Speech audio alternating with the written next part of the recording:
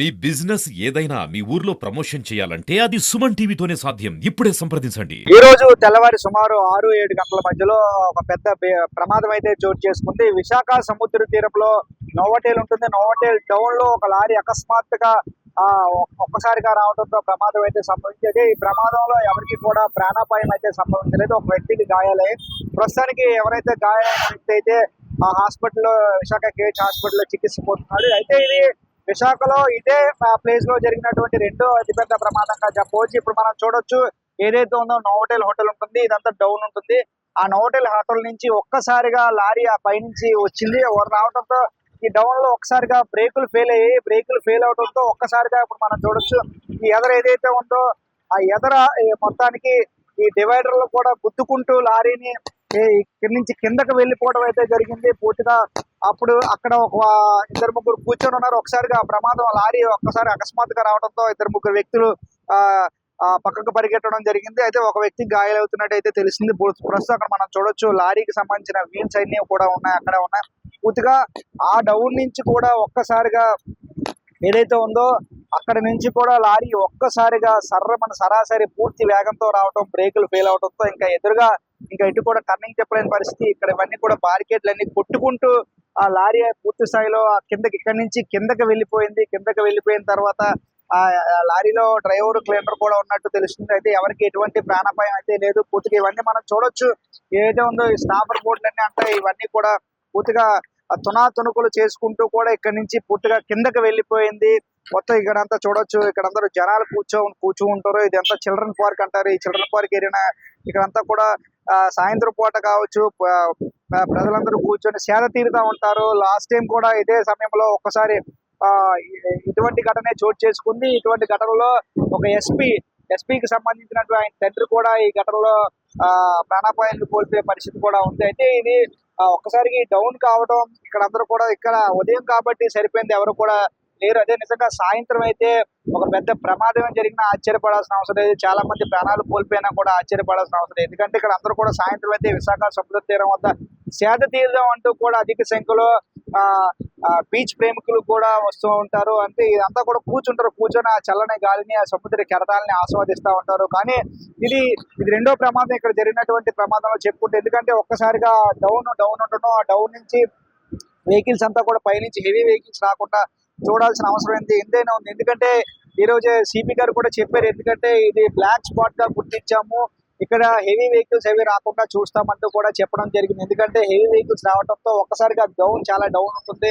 ఆ డౌన్ వల్ల బ్రేకులు ఒక్కసారిగా ఫెయిల్ అవడంతో సరాసరి ఇక్కడికి రావడం అయితే జరుగుతుంది. ఇప్పుడు మనం చూడొచ్చు, పూర్తి స్థాయిలో అయితే కొన్ని వెహికల్స్ ఉన్నాయి. అక్కడ లారీ ఏదైతే ఉందో లారీ టైర్లే పూర్తిగా, అంటే లారీ మొత్తం అంతా తునకలు అయిపోయింది. లారీ అంతా కూడా ఆ క్రెయిన్ తెచ్చి సహాయక చర్యల్లో భాగంగా క్రెయిన్ తో మొత్తం లారీని కూడా తీశారు. ఆ వీల్స్ అయితే ఉండిపోయి పూర్తిగా చిల్డ్రన్ పార్క్ ఏరియా కూడా తెల్లవారి కూడా ఎవరో చిల్డ్రన్ పార్క్ వద్ద కూడా లేకపోవడం నిజంగా పెద్ద ప్రమాదం అయితే చెప్పిందని చెప్పవచ్చు. అయితే లారీకి సంబంధించి కొంతమంది ఇక్కడ ఎవరైతే సిబ్బంది ఉన్నారో ఆ సిబ్బంది అడిగి తెలుసుకుందాం అసలు ఏం జరిగింది, ఎట్లా జరిగిందని. అది ఎన్ని గంటలకు జరిగిందని ప్రమాదం? తెల్లవారుజామున 5:30-6 గంటలు జరిగింది. ఇప్పుడు లారీలో క్లీనర్ కానీ డ్రైవర్ కానీ ఏమైనా జరిగింది?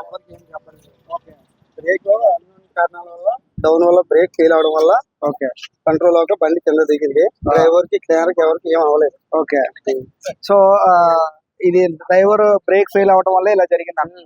బ్రేక్ ఫెయిల్ అవడం వల్ల బండి కంట్రోల్ అవ్వలేదు. అలానే ట్రాఫిక్ వల్ల ఎవరికి ఏం అవ్వలేదు. ఓకే, డ్రైవర్ క్లీనర్ కూడా బాగానే ఉన్నారు. ఓకే, పూర్తిగా ఈ లారీ అంతా కూడా ధ్వంసమైనట్టు తెలుస్తుంది. మొత్తం ఓకే, మొత్తం ధ్వంసమైంది.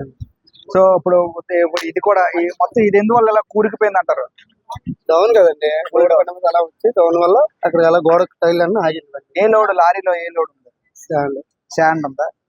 సో ఇది మీరు చెప్పండి అన్న, నిజంగా ఈ సంఘటనలో ఎటువంటి ప్రాణ నష్టం కూడా ఎవరికి సంభవించుకోవడం ఒక విధంగా ఆనందించవలసిన విషయం. కాకపోతే లారీకి సంబంధించి పూర్తిగా తునాతునకలు అయిపోయింది. దీన్ని ఏ విధంగా చూడొచ్చు? బాగానే ఉందండి, అందరికి బాగానే ఉంది, ఎవరికి అవ్వలేదు. లారీ డౌన్ వల్ల ఏంటంటే బ్రేక్ ఫెయిల్ అవడం వల్ల వచ్చింది. ఒక అతను వాకింగ్ చేసుకుని అతనికి కొద్దిగా ఆయిల్ తగిలాయి, అసలు కేజీస్ లేదు. వాటర్ కూడా వెళ్ళారు చూడడానికి, చూసారు, వచ్చారు. అతనికి మా నెంబర్ లో ఇచ్చాము, ఫోన్ చేస్తాం, పర్వాలేదు ఇక్కడ అందరినీ ఉండేవారు కదా అని చెప్పి అన్నారంట. అదే మీరు చెప్పండి, ఎవరికి అంటే ఈ ఘటనలకు సంబంధించి ఎవరికి ఏం జరిగింది? ఇక్కడ అయితే ఎవరికి ఏమీ జరగలేదు అంటున్నారు.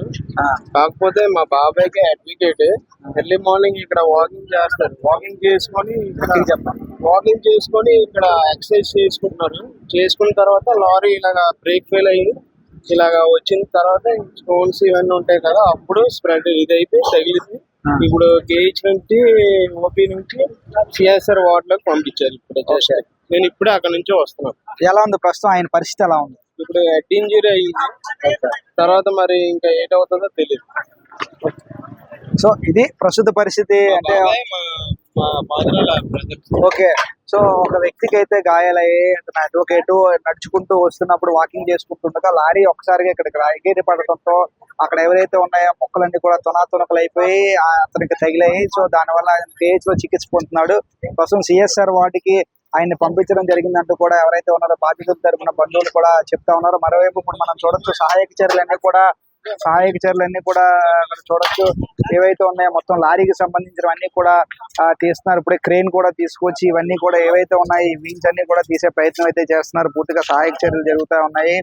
సో ఇది విశాఖపట్నంకి సంబంధించి చూసుకుంటే ఇది నోవాటెల్. ఇక్కడ అంతా ఒక స్పాట్ ఉంటుంది, చిల్డ్రన్ పార్క్ ఏరియా అంటారు. ఈ పార్క్ లో ప్రతి ఒక్కరు కూడా ఉదయం నుంచి సాయంత్రం వరకు కూడా పిల్లలందరూ కూడా వచ్చి ఆడుతూ ఉంటారు. ఆ పెద్దలందరూ కూడా వచ్చి ఉత్సాహంగా గడుపుతుంటారు. అయితే ఈ నిజంగా సాయంత్రం కాకపోవడం ఒక పెద్ద ప్రమాదమే తప్పిందని చెప్పవచ్చు. నిజంగా ఇదే కనుక సాయంత్రం అయితే కూడా ఎక్కువ మంది ఇక్కడ పర్యాటకులతో పాటు బీచ్ ను ఆహ్లాదించే ప్రేమికులు, సముద్రానికి సంబంధించి చిన్నపిల్లలతో ఈ పార్క్ లో కూడా ఆడుతూ పాడుతూ ఉంటారు. అయితే ఇది ఈ రోజు నిజంగా ఈ ఉదయం ఈ సంఘటన జరగడం వల్ల ఇటువంటి పెద్ద ప్రాణ నష్టం అయితే ఎక్కడ కూడా జరగలేదు. అయితే ఆ డౌన్ ఏదైతే ఉందో దాన్ని బ్లాక్ స్పాట్ గా కూడా గుర్తించామంటూ కూడా సిపి చెప్తున్నారు. ఏదేమైనప్పటికీ కూడా ప్రమాదం జరిగిన తర్వాత సహాయక చర్యలు చేపట్టడం కన్నా ప్రమాదాలు జరగకుండా చూడడం ఉత్తమం.